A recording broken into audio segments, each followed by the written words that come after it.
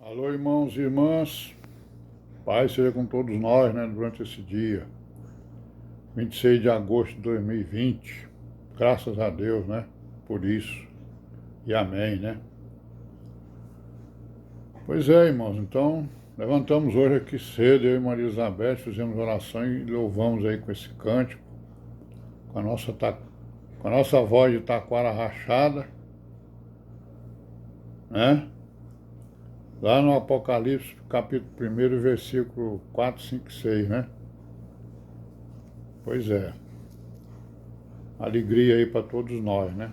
Louvarmos o nosso Deus, seu Filho Jesus Cristo. E amém, né?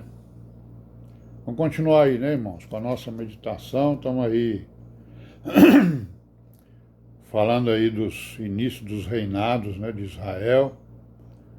Já vimos aí, né, o reinado de Davi, de Salomão, algumas coisas importantes que aconteceram.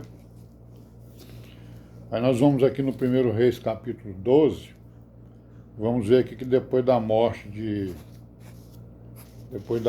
Salomão, né, houve então a divisão no reino, né? Ou seja, o filho dele, Reoboão, ficou sendo rei de duas tribos, Judá e Benjamim, e o Jeroboão ficou como rei lá das 10 tribos, né? Então houve essa divisão aí, porque estava iminente uma guerra, e para que não houvesse guerra, então o Senhor Deus de Israel se revelou lá a eles e disse que eles não empreendessem guerra entre si, né? Uma guerra fratricida. Então aqui no 12:1, né? No 1 Reis 12:1 está escrito aqui, ó. Foi Roboão para Siquém, porque todo Israel veio a Siquém para o fazerem rei, né? Sucedeu, pois, que ouvindo Jeroboão, filho de Nebate, estando ainda no Egito, porque fugira de diante do rei Salomão, e habitava Jeroboão no Egito. Enviaram e o mandaram chamar. Jeroboão e toda a congregação de Israel vieram e falaram a Roboão, dizendo: Teu pai agravou o nosso jugo, agora, pois, alivia tu a dura servidão de teu pai e o seu pesado jugo que nos impôs, e nós te serviremos. Então o Salomão, no final do seu reinado, estava subjugando o povo, né? Certo? Então ficou aí essa divisão. E nós vamos aqui para o versículo 28.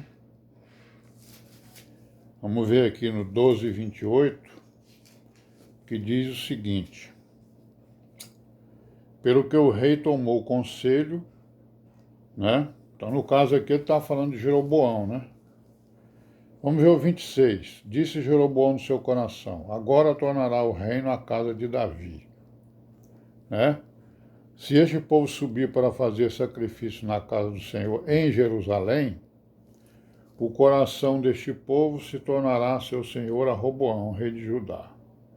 Então ele, com medo, né, das 10 tribos voltarem para Jerusalém e aclamarem Reoboão como rei das 12 tribos, o que ele fez? Então nós passamos para o 28, versículo 28. Pelo que o rei tomou conselho e fez 2 bezerros de ouro, né?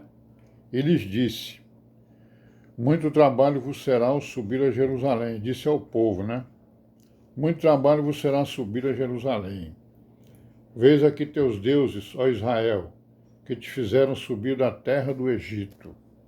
Então veja aí o que Jeroboão fez, né, com o povo. O que ele fez? Ele instituiu a adoração que havia lá no Egito, né? Saudade, né, que eles tinham lá do Egito, né? Gostaram de lá da escravidão, né? Não é isso?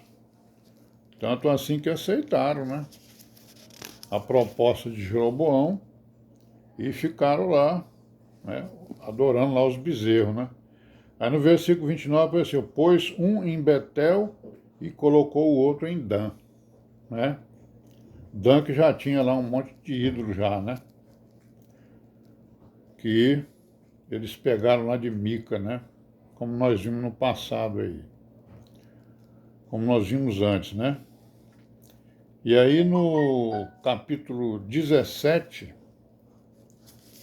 né? Vamos lá para o capítulo 17 de 1 Reis. O que vai acontecer?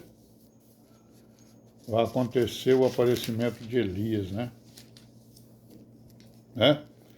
Então os reis estão aí, né? Estão vindo os reis aí, né? Se sucedendo tanto em Israel como em Judá. Nós vamos ver aqui alguns deles. Mas aqui no capítulo 17, o que nós vamos ver aqui é o aparecimento de Elias, né? Então, por que apareceu Elias? Porque o Senhor, o nosso Deus, ele não está parado, né? Ele é dinâmico, ele está providenciando. Ele providencia, né? Então, o que ele fez? Ele providenciou Elias, um profeta, para que Elias fizesse correção, né? E o Elias foi levantado lá no reino do norte, né? Que é o reino das 12 tribos, né? Que se separaram da tribo de Judá e de Benjamim, que reinava em Jerusalém, né? Então, o reino do norte das 10 tribos, a capital deles era em Samaria, né? E o reino do sul, que são 2 tribos, Judá e Benjamim, reinava em Jerusalém. Então nós estamos vendo aqui, né, que Elias foi levantado, aí ele faz previsões contra Acabe, né? Ele é sustentado pelos corvos, não é isso? E ele então se apresenta como o corretor, digamos assim, né? Aquele que estava corrigindo os reis, principalmente os reis de Israel, né? Mas todos os reis, né? Não só de Israel, como também de Judá. Porque todos eles estavam fazendo coisas, a maioria deles faziam coisas que não agradavam ao Senhor, né? Eram reis que era segundo o coração das pessoas. Não era segundo o coração de Deus e, portanto, não eram segundo a lei estabelecida pelo próprio Deus e pela aliança, né? A aliança ela estabelecia as características que devia ter uma pessoa para ser rei. E aí o que estava acontecendo é que eles não estavam fazendo isso. Então aqui no capítulo 17, versículo 8, nós vamos ver o quê? Aquela situação, né? Ou aquele evento com a viúva de Sarepta, que está escrito assim. Então veio a ele a palavra do Senhor dizendo, levanta-te, vai a Sarepta, que é de Sidom, e habita ali. Eis que eu ordenei ali a uma mulher viúva que te sustente. Então ele se levantou e se foi a Sarepta. E chegando à porta da cidade, eis que estava ali uma mulher viúva apanhando lenha.